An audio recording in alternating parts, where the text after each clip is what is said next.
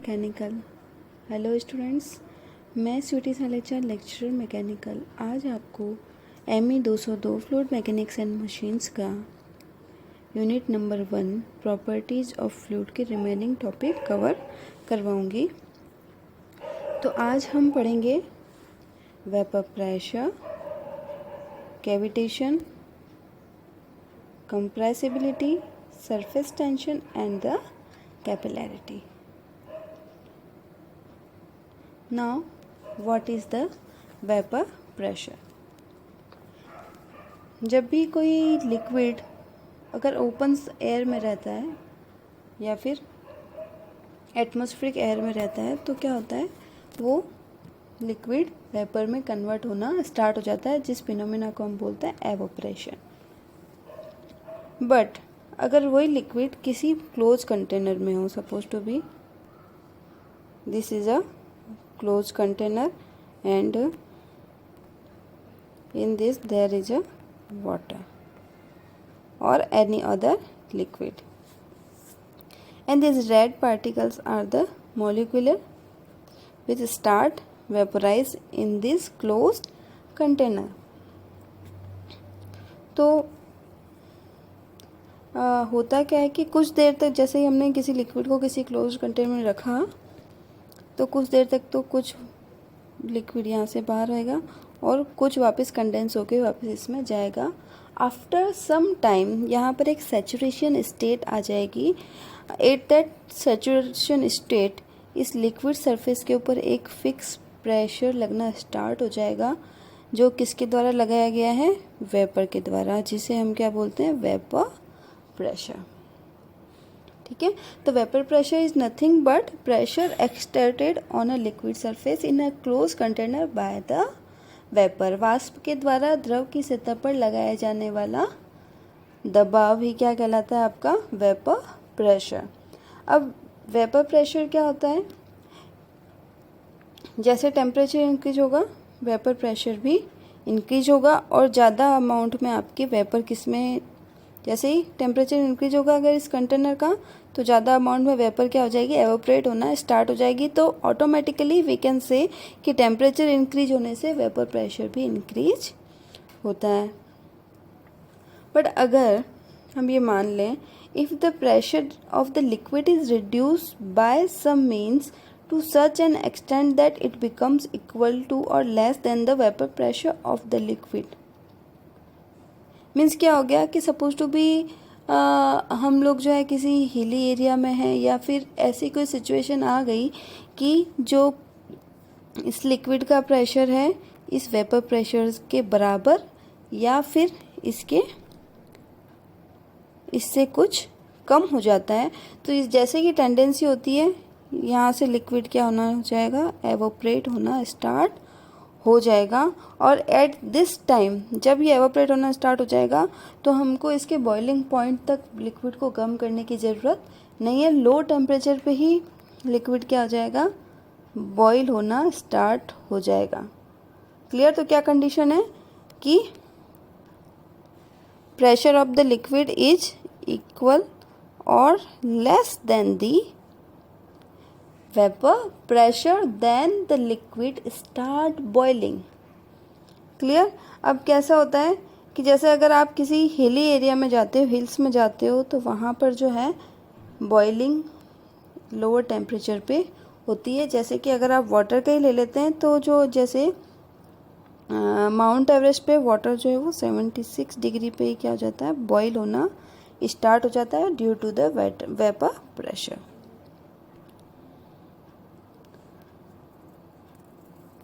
Now अब what will happen due to vapour pressure. First तो क्या हो गया, बॉइलिंग। सेकंड क्या हो गया, जैसे ही वेपर जो है वो एवोपरेट होती है तो ये एक बबल्स के रूप में एवोपरेट होती है। हमारी नेक्स्ट फिनोमिना हम लेने वाले कैविटेशन। तो कैविटेशन क्या होता है हम पढ़ते हैं, is related to cavitation is the define as the phenomenon of formation of vapour bubbles. यहाँ पर क्या आ गया आपका, vapor bubbles in flowing liquid in a region where the pressure of the liquid falls below the vapor pressure of the liquid and sudden collapsing of bubbles at that region। तो क्या हो गया कि अगर सपोज टू बी ये जो liquid है pipeline में कहीं पर फ्लो हो रहा है और किसी एक पॉइंट पे इसका vapour pressure suppose to be किसी हिल पे ही फ्लो हो रहा है, तो यहाँ पर इसका कुछ जो पोर्शन इसमें खाली होता है, फ्लोइंग है, पूरी फिल्म मैं नहीं मान रही हूँ।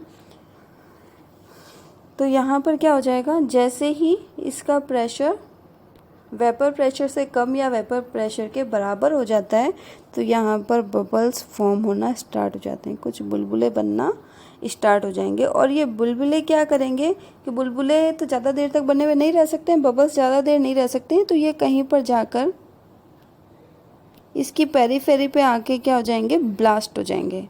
It will be blast at its periphery.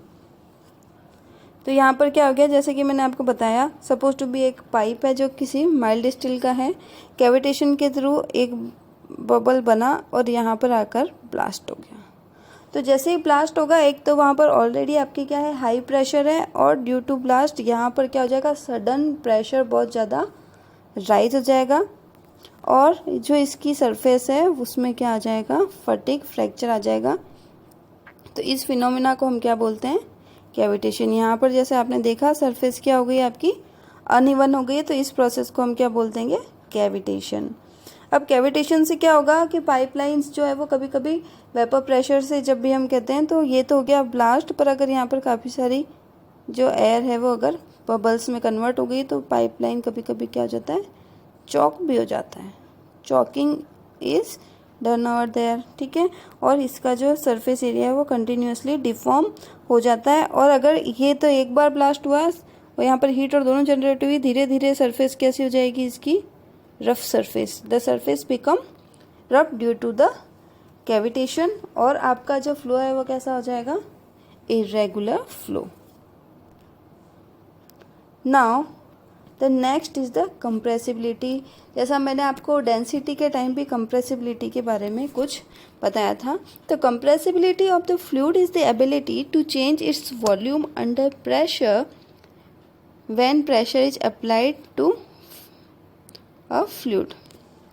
किसी भी फ्लूइड के ऊपर अगर आप फोर्स लगाते हो, सपोज टू बी लिक्विड है तो लिक्विड पे भी अगर मैं फोर्स लगा रही हूँ तो ये क्या हो जाएगा, कंप्रेस होना। बट लिक्विड की कंप्रेसिबिलिटी बहुत ही कम है as compare to the gas. अब मैंने सपोज टू बी ये गैस लिया है, अब मैं इसको कंप्रेस करना स्टार्ट कर देती हूँ तो ये यहाँ से लेके यहाँ तक कंप्रेस होना स्टार्ट हो जाता है। और जैसे ही अगर आप उस फोर्स को हटाओगे तो वापस से वो गैस है वो क्या हो जाएगी, एक्सपेंड हो जाएगी। तो इसका रिजल्ट क्या होता है कि डेंसिटी में परिवर्तन होता है। जैसे ही आपने प्रेशर लगाया, कंप्रेस हुआ फ्लूइड, तो डेंसिटी क्या हो जाएगी, इंक्रीज हो जाएगी, ठीक है। और जैसे ही प्रेशर हटाया तो डेंसिटी अगेन नॉर्मल या फिर डिक्रीज हो जाएगी। तो हम क्या कंसीडर करते हैं कि सारे लिक्विड जो होते हैं वो इनकम्प्रेसिबल होते हैं और गैसेस जो होती है वो कंप्रेसिबल होती है।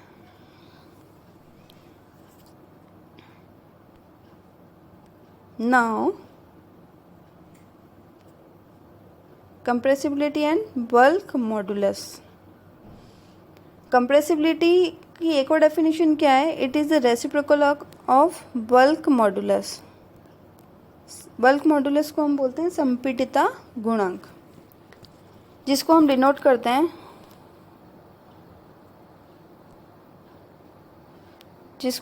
करते हैं लेटर के से।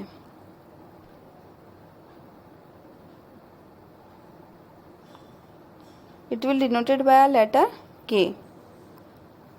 और ये क्या होता है, ratio of the compressive stress to the volumetric strain. अब कंप्रेसिव स्ट्रेस क्या होती है और वॉल्यूमेट्रिक स्ट्रेन क्या होती है। कंप्रेसिव स्ट्रेस तो बहुत ही सिंपल है कि प्रेशर में जो चेंज होता है, stress develop due to the change in the pressure. यहाँ पर suppose to be initial volume इतना था, फाइनल वॉल्यूम आपका चेंज हो गया dV, क्लियर है। तो यहाँ पर प्रेशर में क्या हो गया, इनिशियल प्रेशर अगर P है तो प्रेशर बढ़ के क्या हो जाएगा, dP। तो ये एक स्ट्रेस या फोर्स क्रिएट करेगा जिसको हम बोलते हैं कंप्रेसिव स्ट्रेस। तो हमने क्या किया,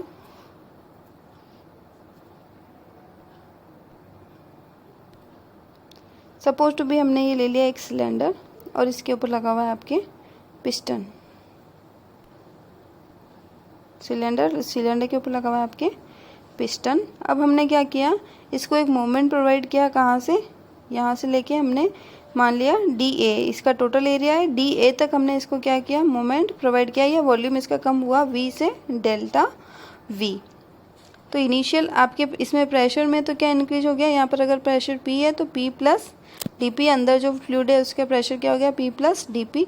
और वॉल्यूम क्या होगा, ऑब्वियसली कंप्रेस कर रहे हैं तो वॉल्यूम कम होगा, तो वॉल्यूम में जो कंप्रेशन हो गया वो कितना हो गया, minus of D V. Now the bulk modulus is equal to increase in the pressure divide by volumetric strain. ठीक है, तो ये क्या हो गया, D P upon minus D V over V. अब यहाँ माइनस साइन किस लिए लिया गया है, क्योंकि यहाँ पर वॉल्यूम या आयतन में कमी हो रही है। तो compressibility given as 1 upon K, तो इसका जस्ट रेसिप्रोकल है, this is known as the compressibility.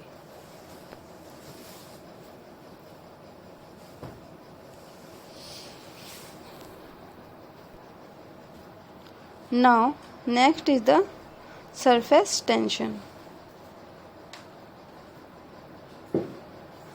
Now you are hearing about cohesive and adhesive forces, आसंजक और सहसंजक बल। तो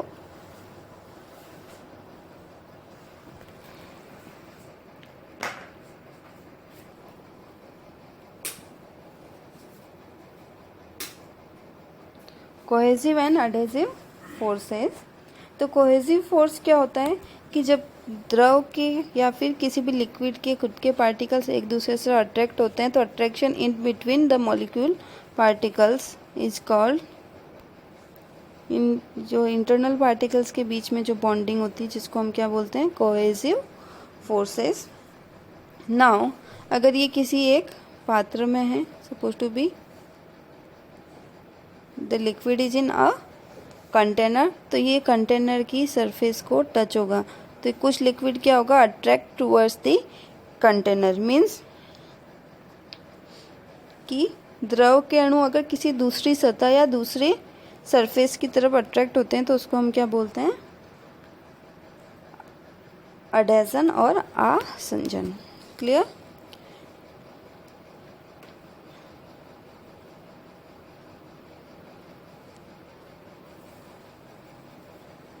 नाउ सरफेस टेंशन क्या होता है,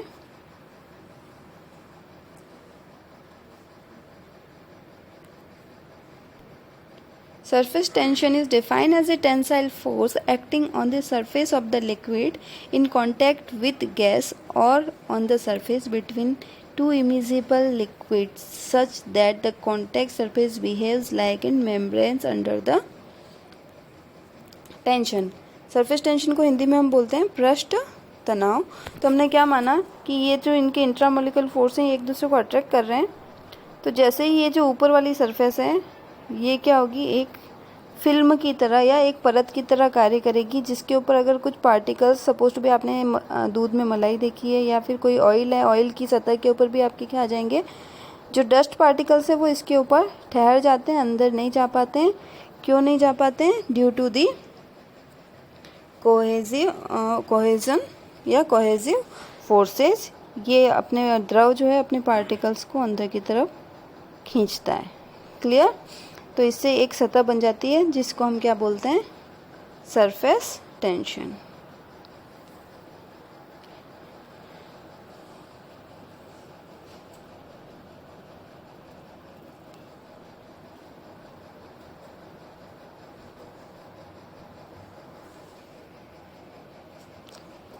Next is the capillarity.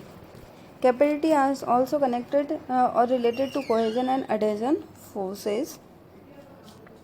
Capillarity is defined as a phenomena of rise and fall of the liquid surface in a small tube relative to adjacent general level of the liquid when the tube is held vertical in the liquid। क्या बोल रहे हैं ये कि suppose to B water के अंदर हमने एक बहुत ही पतली नली जिसका कि व्यास बहुत ही कम है, डायमीटर बहुत ही क्या है, कम है, हमने रखा, तो लिक्विड की क्या टेंडेंसी होगी कि ये इसके अंदर क्या हो जाएगा, राइज, या तो इसके अंदर लिक्विड क्या हो जाएगा, राइज हो जाएगा। क्लियर है? तो राइज, या फिर इसमें जिस लिक्विड में क्या होगा कि कोहेसिव फोर्सेस बहुत ज़्यादा होते हैं, तो उसमें तो क्या होगा आपका कि लिक्विड फॉल्स हो जाएगा, इसके अंदर जो ट्यूब है इसके अंदर राइज नहीं होके क्या हो जाएगा, नीचे की तरफ जाना स्टार्ट कर देगा। This is due to the cohesion. And अगर इसमें एडेसिव फोर्सेस हैं या फिर इसकी डेंसिटी कम है, तो ये क्या हो जाएगा, राइज हो जाएगा सरफेस पे।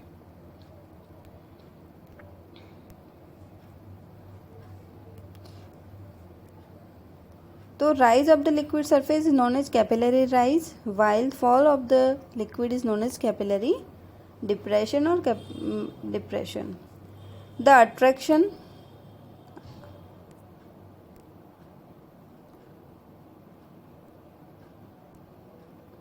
The attraction between the wall of the tube and liquid molecule is strong enough to overcome the manual attraction, that is the cohesion. तो एडेशन अगर कोहेजन से स्ट्रॉन्ग है तो क्या हो जाएगा, up and with the solid surface. और अगर ये इसके अपोजिट अगर एडेसिव फोर्सेस, तो क्या हो जाएगा, व्हेन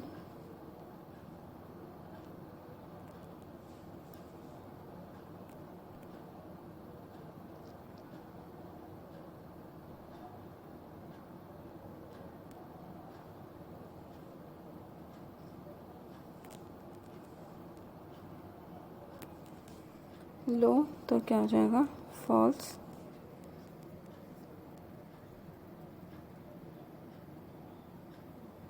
और अगर एडेसिव फोर्स अगर आपका ज़्यादा है तो क्या हो जाएगा, राइज।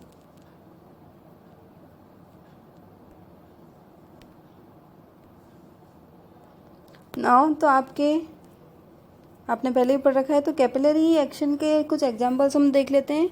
कोई जैसे कि आपका टिश्यू पेपर है, अगर वो उसका एक कोना अगर आप किसी इंक के पास रख देते हैं तो वो कंटिन्यूसली क्या हो जाता है, उसके अंदर इंक राइज होना स्टार्ट हो जाती है। वो पूरा एक तरह से थोड़ी देर में आप देखोगे तो आधे से ज़्यादा क्या होगा, इंक से भरा होगा, पूरा इंक का शेड उस पर चला जाएगा। इसके अलावा जो आपकी सॉइल है या फिर मिट्टी में जो आपका वाटर ट्रांसमिशन होता है वो भी किसके द्वारा होता है, कैपिलरी एक्शन के द्वारा होता है। तो इसके हमने काफ़ी सारे अन्य भी उपयोग किए हुए हैं। Thank you all of you. तो आपका चैप्टर नंबर 1 यूनिट कंप्लीट हो गई आज। Next I will start pressure and it's measurement. Thank you all of you.